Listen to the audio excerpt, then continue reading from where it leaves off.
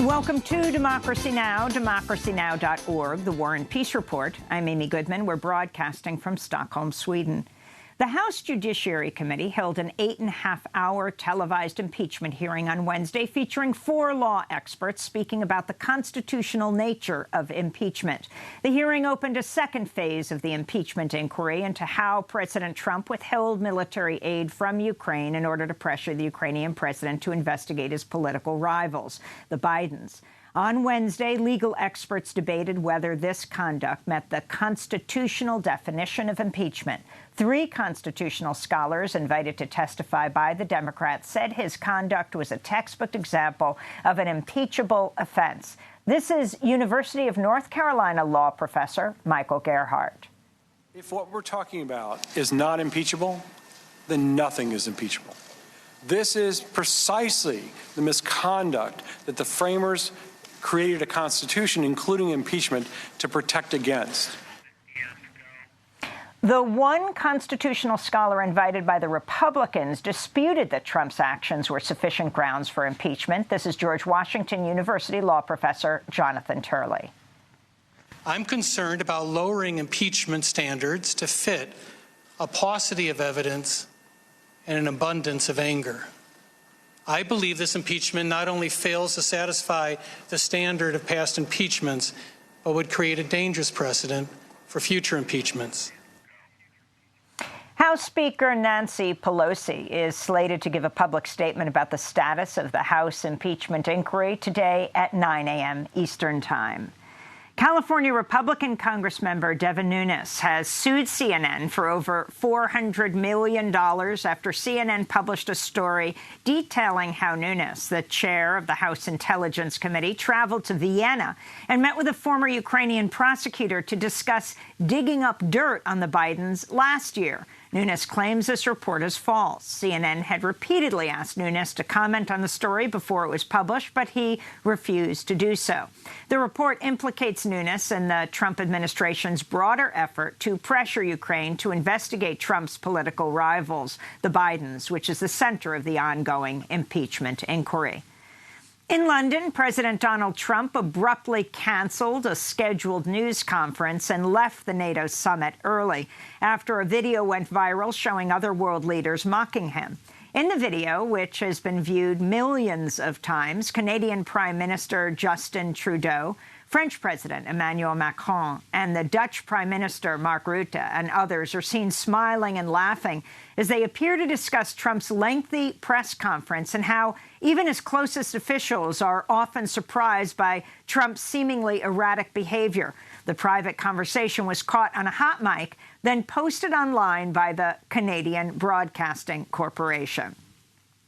A new analysis says global greenhouse gas emissions are projected to hit a record high in 2019. It's the latest study to highlight the world's failure to take the dramatic action needed to avert the most catastrophic impacts of climate change. The analysis comes amidst the opening week of the UN Climate Summit in Madrid, Spain, known as COP25. Among the sponsors of this year's summit is Endesa, Spain's biggest corporate greenhouse gas polluter.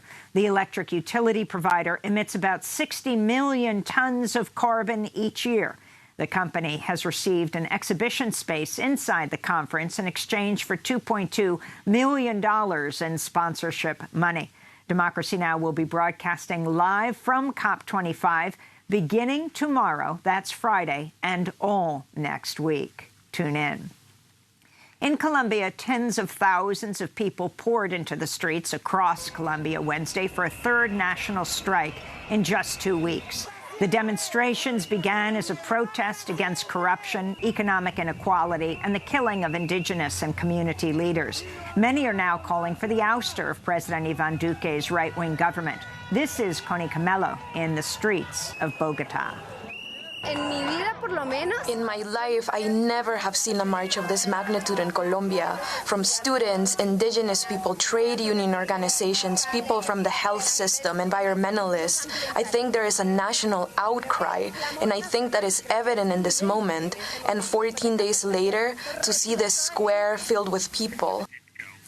In France, workers across the country are on strike today as a protest against French President Emmanuel Macron's pension plan. The strikes have paralyzed transport in the capital, Paris, and other major French cities, but residents whose commutes have been disrupted are still expressing support for the strike. The strike is really for our pensions, and I think we still need to fight for it, even more so as I'm a civil servant and we're pretty much impacted. In Spain, a hand grenade was thrown over the walls of a migrant children's shelter in the capital, Madrid, in the latest attack against the young, unaccompanied migrants.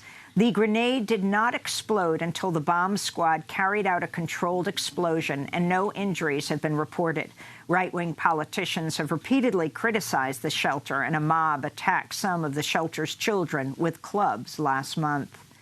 In India, a 23-year-old rape survivor was assaulted and set on fire by her alleged rapist while she was on her way to her court hearing in the northern Indian state of Uttar Pradesh. The two alleged rapists and 3 other men have been arrested on suspicion of setting her on fire. She'd filed a lawsuit against the 2 men in March. She's now in the hospital in critical condition. The attack comes less than 2 weeks after India was rocked by another case in the southern city of Hyderabad, in which a 27-year-old woman was raped and set on fire, sparking widespread protests against violence against women in India. In Afghanistan, gunmen killed the head of a Japanese aid agency and 5 other people Wednesday in an attack in the eastern city of Jalalabad. Tetsu Nakamura was the head of the aid agency Peace Japan Medical Services. He had recently received honorary Afghan citizenship for his decades of humanitarian work in Afghanistan. No group has claimed responsibility for the attack. The Taliban spokesperson said the Afghan Taliban was not involved. Attorney General William Barr is threatening communities who are critical of police brutality, saying they have to be more deferential to the police or risk losing police presence in their neighborhoods entirely. Barr's comments at a Washington, D.C. awards ceremony for policing sparked immediate criticism. Vanita Gupta, a former head of the Justice Department's Civil Rights Division, said, quote, "The idea that the Attorney General of the United States, the nation's chief law enforcement officer, is recommending abandoning communities as retribution for pushing for police reform or criticizing policing practices is profoundly dangerous and irresponsible," she said. Florida neighborhood watch vigilante George Zimmerman has filed a $100 million lawsuit against the family of Trayvon Martin, the 17-year-old unarmed African-American teenager Zimmerman shot and killed in 2012. Zimmerman killed Martin while the unarmed teenager was returning from a neighborhood store with Skittles and a drink. Zimmerman was acquitted of homicide charges in 2013. His acquittal sparked nationwide protests over violence against African-American teenagers at the hands of police and vigilantes. Zimmerman has now sued Trayvon Martin's parents, their lawyer, various members of the prosecution, and the Florida Department of Law Enforcement for defamation and, quote, malicious prosecution. In Arizona, the Tucson City Council has voted unanimously to join Pima County in taking part in a lawsuit aimed at halting the construction of Trump's border wall in 3 sensitive environmental areas: the Oregon Pipe Cactus National Monument, the Cabeza Prieta National Wildlife Refuge, and the San Pedro Riparian National Conservation Area. The Trump administration waived a slew of environmental laws in order to speed up construction in the protected areas, which are also sacred lands to Tohono O'odham people and other indigenous communities. And at Harvard University in Cambridge, Massachusetts, students are calling on the university to reverse its decision to deny tenure to Lorgia Garcia Pena, who had been the only Latina in a tenure-track position at Harvard. On Monday, dozens of Harvard students held a sit-in at University Hall in support of Garcia Pena and to demand Harvard create a dedicated ethnic studies department. Over 3,000 students have signed a petition calling on Harvard to reverse its decision and offer Garcia Pena tenure. And those are some of the headlines. This is Democracy Now!, democracynow.org, The War and Peace Report. I'm Amy Goodman, broadcasting from Stockholm, Sweden.